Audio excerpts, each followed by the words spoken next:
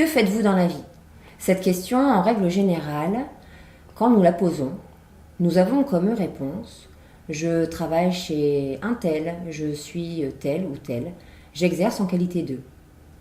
Comme si le travail faisait partie intégrale de notre identité. Comme si, intégralement, le travail prenait possession de nous-mêmes. 64% des Français estiment pourtant qu'ils seraient, selon une étude Parlons Travail, plus heureux sans travailler. 62% des Français estimeraient également qu'ils pourraient s'abstenir de travailler si les conditions financières qu'ils estiment suffisantes pouvaient leur permettre de vivre correctement. 32% des Français, enfin, pourraient simplement considérer leur travail comme faisant partie d'un environnement où les qualités de vie sont correctes. Si on y regarde un petit peu plus près, étymologiquement parlant, travail vient de tripalium, qui est torturé. Le travailleur, lui, c'est la besogne, c'est le travail ardu. Alors pourquoi aujourd'hui je souhaite interroger le travail dans sa dimension globale? Tout simplement pour vous montrer que nous pouvons aussi changer la perspective de cette notion de travail si on pouvait y associer une autre notion qui est la passion. Alors aujourd'hui, j'ai la grande chance de pouvoir avoir à mes côtés une personne que j'ai rencontrée il y a quelque temps et qui est dotée d'une incroyable richesse et d'un grand talent. Et j'aimerais que, en quelques secondes, tu te présentes à moi. Très bien, Peggy. Je m'appelle Valérie Piron, j'ai 48 ans et puis je travaille pour le moment dans le secteur de la restauration rapide. Voilà, et ma grande passion, c'est les métiers d'artisanat en général et la création d'objets en bois et en résine. Alors, tu travailles dans la restauration rapide. Oui. Tu consacres une grande partie de ton temps. Oui. Et tu as une passion dévorante. Oui, on peut le dire. On peut le dire. Une passion qui te fait vivre, vibrer. Oui. Dans laquelle peut-être tu te retrouves. Oui, forcément, oui. Est-ce que, comme ces 64% des Français, tu pourrais valider l'idée que tu pourrais t'abstenir de travailler au sens où on l'a expliqué, étymologiquement, quelque chose de torturant? Oui, c'est certain, bien sûr. Si chacun pouvait vivre de sa passion, ce serait magnifique. Alors maintenant, je vais peut-être te faire sourire, mais est-ce que tu sais que d'un point de vue étymologique, la passion, c'est la souffrance? Parce que la compassion, c'est souffrir avec, faire preuve d'empathie.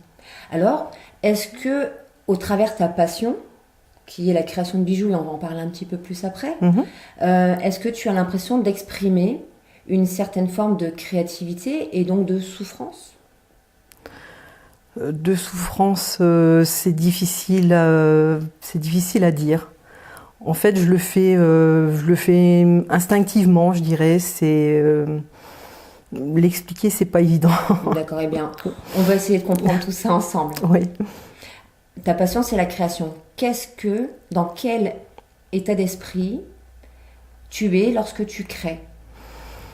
Alors j'ai l'esprit complètement libéré en fait de tout ce qui peut concerner les choses extérieures, le travail, la famille. Je me consacre vraiment à ce que je fais et puis je laisse vraiment mes idées arriver sans rien calculer en fait. Naturellement. Ouais. Donc ça rejoint peut-être malgré tout l'idée que par le biais, tu vas me dire si je me trompe, par le biais de la création, ce moment rien que pour toi où tu vas laisser libre cours à ton imagination, un peu comme si tu étais connecté à toi, tu te libérais. Il y a une notion de libération.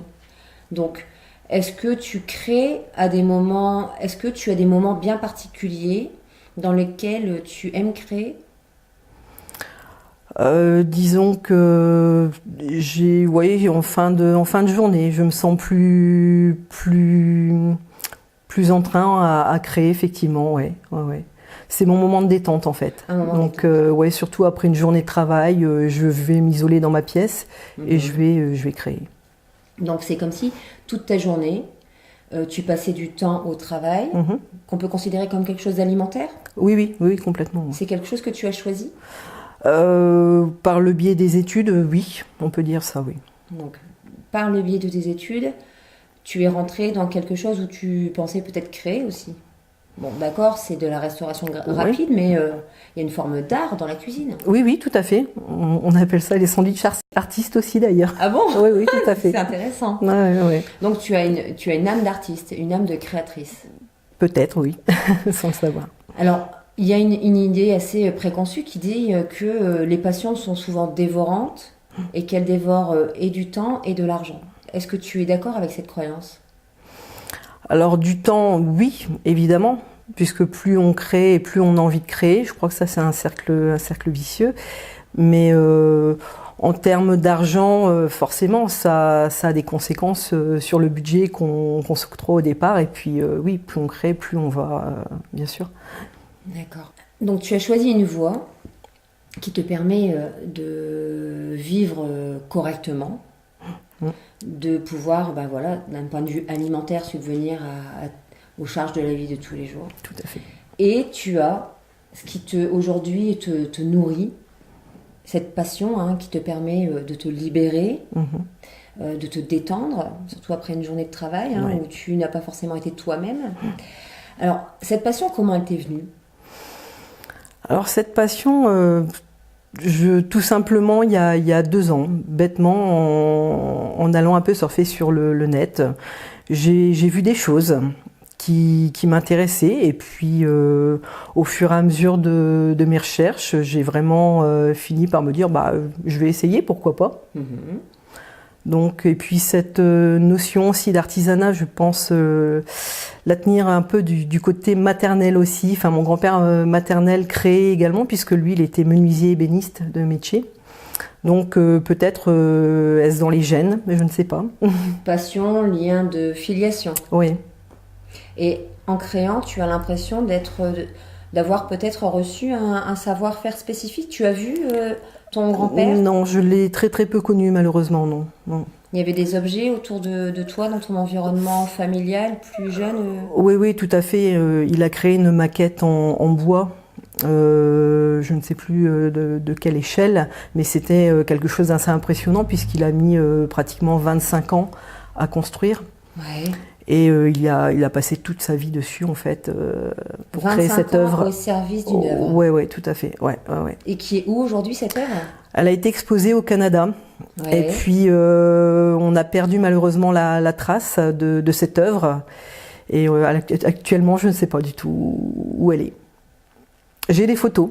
C'est le seul support que je peux avoir, et le souvenir notamment. Une certaine forme de fierté alors? Oui, tout à fait, bien sûr. Ah oui, complètement. Ouais. Et est-ce qu'au travers de ta création, on pourrait, à travers cette passion qui se définit dans la création de bijoux et d'objets de décoration, tu as l'impression, est-ce que tu aurais l'impression de poursuivre son œuvre? Certainement. Sans le savoir, en fait, je pense que oui, ça doit être ça. Ouais. Bien. C'est magnifique. Ouais. Alors j'ai une question. On sent que tu parles avec passion de tes créations, donc tu utilises tout venant, le support. Oui, en fait, je vais dire un petit peu tout ce qui me tombe sous la main. Donc je travaille beaucoup avec les éléments de la nature, végétaux, minéraux. Et puis je fais des essais qui ne sont pas forcément concluants au départ, mais bon, justement, ça me permet de faire d'autres choses, d'autres tests. C'est intéressant. À force. Donc en fait, tu as à un moment donné découvert une technique sur le net, comme tu dis. Tu t'es renseigné, tu as appris en mode débutant un petit peu la manière dont tu pouvais justement réussir à faire ce genre d'objet. Et puis ensuite, tu as commencé à essayer de les mettre, de t'exercer à ça. Et les premiers essais étaient concluants? Non, pas vraiment. Et pourtant, tu n'as pas abandonné? Ben non, parce que je suis de nature très curieuse justement et j'aime beaucoup apprendre. Donc à travers justement toutes ces péripéties, ça m'a permis d'affiner certaines techniques. Ouais. Et tu pourrais aujourd'hui dire que tu as une certaine expertise de ce que tu fais? Est-ce que par exemple demain, j'ai envie de faire ce que tu fais, est-ce que tu serais en capacité de me transmettre? Ah oui, bien sûr. Ça, c'est quelque chose que j'aime beaucoup aussi, c'est apprendre ce qu'on m'a appris. Donc transmettre, tout à fait. Transmettre. Le savoir, c'est quelque chose, ouais. Magnifique. Et donc tu pourrais me transmettre des choses et donc j'imagine que je pourrais donc gagner du temps par rapport au temps que toi tu as passé à être dans les essais et les erreurs qui t'ont permis de développer certaines techniques. Oui, bien évidemment. Bien. Et donc ma question c'est, qu'est-ce qui fait qu'aujourd'hui, parce que moi je les connais, ces bijoux, au-delà de ce moment d'échange très formel, on a passé pas mal de temps à discuter de ta passion et je me rendais bien compte que dans ton regard et la façon dont tu en parlais, même par rapport à ton grand-papa, à ton grand-père, il y avait une forme de vibration personnelle très forte. Qui te mettait en joie et t'enjouait et on sentait bien que quand tu étais dans cette création et faire découvrir tes bijoux était une forme de fierté. De fierté, oui. Mais je te connais aussi en tant que personne. Tu es quelqu'un d'assez timide et réservé, qui aime peu parler d'elle-même et je sais qu'aujourd'hui c'est un exercice de style pour toi et je veux vraiment te remercier, profonde gratitude de m'avoir fait ce fabuleux cadeau de pouvoir échanger autour de ta passion parce que justement tu pourrais transmettre et tu pourrais donc en vivre. Tu pourrais développer ton artisanat et donc vivre aussi de toutes ces créations qui sont juste uniques et singulières et fabuleuses.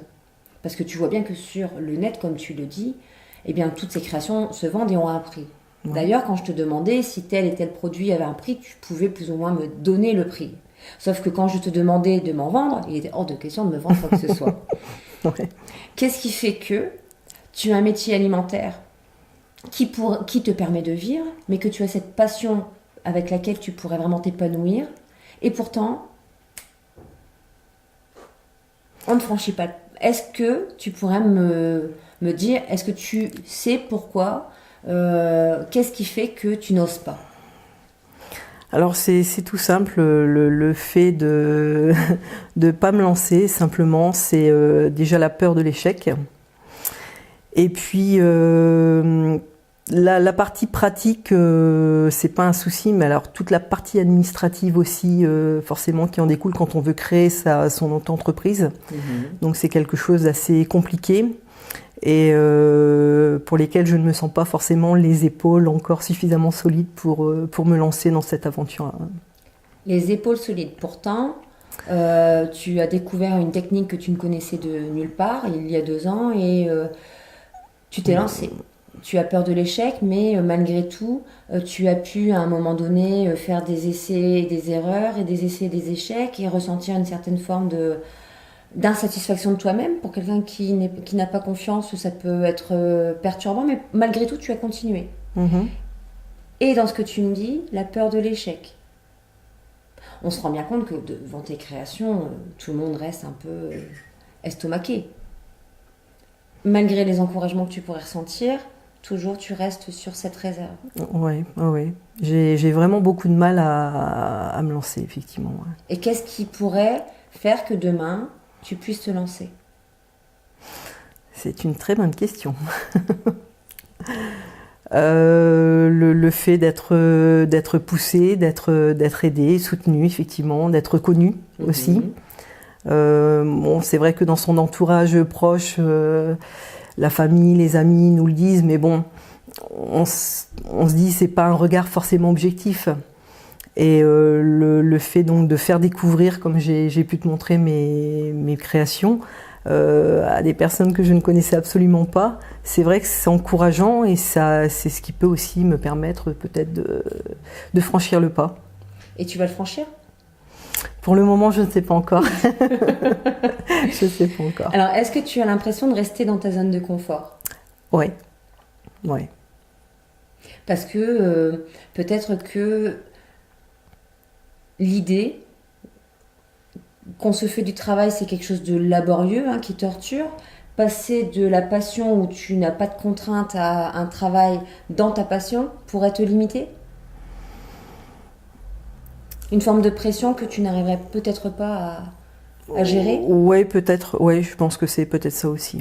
Ouais. Ouais. Parce qu'aujourd'hui, c'est vrai qu'on a la facilité de créer des entreprises assez facilement. La démarche administrative est ce qu'elle est, certes, mais elle n'est pas aussi contraignante. Alors, est-ce que je pourrais me permettre de dire que peut-être que c'est une croyance limitante et juste une excuse qui te retient dans cette fameuse zone de confort? Ouais, c'est fort possible, oui. En fait, il y a une psychologue qui s'appelle Carol Dweck qui explique tout simplement les déterminants qui nous permettent en fait de passer d'un état à un autre, donc qui nous permettent d'évoluer dans la vie. Et en fait, c'est des déterminants aussi qui sont très utiles dans une certaine forme de confiance en soi.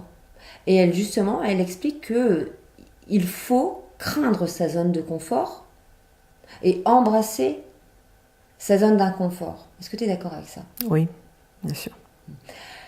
Et que pour commencer à rentrer dans la zone d'inconfort, eh bien, il faut faire ce qu'on appelle des actions inspirantes et imparfaites. Aujourd'hui, c'est une certaine forme d'action inspirante et imparfaite que d'oser parler de tes créations, en parler ouvertement, laisser libre cours un petit peu à tes inspirations en fonction de tes réponses, bien sûr. Mais est-ce que si je te disais qu'aujourd'hui est peut-être le premier jour de la création d'une entité qui va permettre à cette passion de devenir peut-être une entreprise? C'est fort probable, puisque déjà là, aujourd'hui, pour moi, c'est un grand pas en avant. Ouais. Donc, c'est peut-être le début de quelque chose. Super. Ouais. Est-ce que tu penses... Alors, on a parlé de l'aspect administratif, cette lourdeur et de cette zone de confort où tu as aujourd'hui un travail qui te permet de vivre confortablement et prendre le risque à un moment donné de switcher cet aspect confortable pour quelque chose d'indécis, quelque chose sur lequel tu vas pouvoir compter. En fait, c'est sur toi-même. Oui. C'est créer quelque chose de A à Z. Est-ce que tu penses qu'il pourrait te manquer quelque chose? Une petite clé supplémentaire qui te permettrait en fait d'oser davantage sortir de cette zone de confort pour embrasser cette zone d'inconfort et aller pourquoi pas vers le succès me manquait, oui, il me manque la confiance. La confiance. La confiance, ouais. Tu penses que tu manques de confiance en toi? Ah oui, ça sans aucun doute, ouais. Et comment tu pourrais définir toi la confiance en soi? Oser tout simplement, oser faire les choses, aller de l'avant, progresser. Et c'est quelque chose, j'ai beaucoup de mal parce que j'ai tendance plus à me mettre des freins qu'aller de l'avant. Et pourquoi tu te mets ces freins? Qu'est-ce qui fait que à l'intérieur il y a quelque chose qui fait... la peur de l'échec, encore une fois, la peur de l'échec, tout simplement. C'est quelque chose qui revient beaucoup. Ouais. Et à quoi elle est rattachée, selon toi, cette peur de l'échec?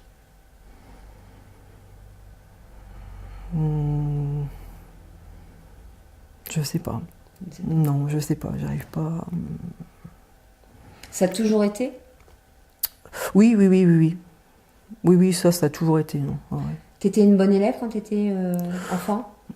Pas forcément. Je me maintenais, on va dire. Voilà. Tu avais des choses dans lesquelles tu excellais? Oui. Ouais. Oui. Il y avait des choses dans lesquelles j'excellais. Tout ce qui était travaux pratiques, forcément. Le sport aussi, forcément. Et puis... et puis c'est tout. Et de ta passion dont tu me parlais de la famille, ton environnement te soutient? Alors oui, mon environnement proche me soutient, effectivement. Il est constitué de qui, cet environnement proche? Alors de mon conjoint, et puis de mes neveux et nièces, mes filleuls également. Ouais. Donc ça, c'est quelque chose d'important pour moi aussi. Et puis voilà. Alors, si ton environnement proche pouvait avoir la phrase qui te donnait plutôt la phrase qui te permettrait de te dire allez, je me lance, ce serait laquelle? Et confiance en toi. Ouais. Si c'était les parents et les grands-parents, ce serait la même chose? Ouais, ce serait la même chose. Ouais. Et confiance en toi? Ouais. Est-ce que tu as l'impression que plus jeune, tu as eu cet élan de « aie confiance en toi, vas-y, fonce, ne doute pas de toi ». Pas vraiment, non, justement. J'ai peut-être eu ce manque de confiance très jeune qui maintenant me bloque pour plein de choses en fait. Alors effectivement, au-delà de tout jugement, hein, on peut bien s'apercevoir que sur maintenant l'espace de une trentaine d'années, les schémas éducatifs ont vraiment changé. Et que dans l'éducation rigide et stricte d'après-guerre, on va dire les choses telles qu'elles sont, eh bien, les carcans étaient beaucoup plus figés. Il fallait aller à l'école, avoir son brevet et ensuite vite s'installer et avoir un travail, parce que le travail, c'était quelque chose de figé. Et laisser libre cours à sa créativité, et c'est vrai que c'était quelque chose qui n'était pas forcément la bienvenue. D'ailleurs, on le voit bien au niveau de... Aujourd'hui, les personnes qui peuvent vivre de leur passion, que ce soit des artistes, que ce soit des musiciens, ou que ce soit des écrivains, ont tous eu en fait cette traversée du désert qu'il fallait malgré tout prendre. Donc en termes de confiance et en termes d'assurance, il est nécessaire de sortir de cette carapace. Est-ce pour autant que, en ayant reçu une éducation stricte qui peut-être n'a pas favorisé en fait cette confiance en soi, est-ce pour autant qu'on puisse dire que tout est figé, que tout est comme ça et que voilà, c'est la vie en fait, un état, un constat, ou se donner la possibilité de se dire j'ai eu cette éducation, je vois que ça pêche en termes de confiance en moi. Je ne peux pas spécialement en vouloir à mes parents ou à la société d'il y a quelques décennies. Et aujourd'hui, je sais que je vis de ma passion. Quand je suis dans ma passion, je me sens moi-même. Je me sens tellement heureuse, détendue. Je vibre ce que je suis. Et donc, je vais continuer à cheminer sur, pas forcément demain, mais en ayant comme objectif d'être épanouie et de vivre de ma passion. Est-ce que tu penses que ce chemin-là, si tu es entouré de cet environnement proche, ce chemin-là, tu pourrais le prendre? Oui, parce que je pense qu'il me manque pas grand-chose finalement. Et il te manque quoi? Je sais pas. Il y a un petit déclic. Il faut qu'il y ait quelque chose qui puisse me faire passer au-delà de cette peur, de cette ouais. Donc ça veut dire que demain, je vais te mettre au défi. Chiche. Voilà ce que je te propose. J'aimerais que tu sois l'instigatrice dans le cabinet de thérapie et d'hypnose qui s'ouvre, que tu sois l'instigatrice des éléments de décoration et que tu sois en capacité de faire en sorte que cet environnement il soit harmonieux et à mon image. Je te donnerai toutes les informations qu'il faut. Et j'aimerais, si on est d'accord, d'exposer, on va oser, d'exposer toutes tes œuvres et toutes tes créations dans mon cabinet. Et que les gens qui ne te connaissent pas pourront d'eux-mêmes se rendre compte du travail que tu effectues et de la qualité de ce que tu peux produire. Et pourquoi pas, à un moment donné, oser créer ton entreprise pour pouvoir répondre à une demande. Qu'est-ce que tu en penses? Je suis prête à relever le défi. Chiche. Ouais. Ouais. Tu as fait une sacrée action imparfaite, inspirante au sens de Carol Dweck. Et donc, si demain, eh bien, tu relèves ce défi, je pense que cette fameuse clé, elle est déjà là en fait. Passer du rêve à la réalité. Chiche. Ouais.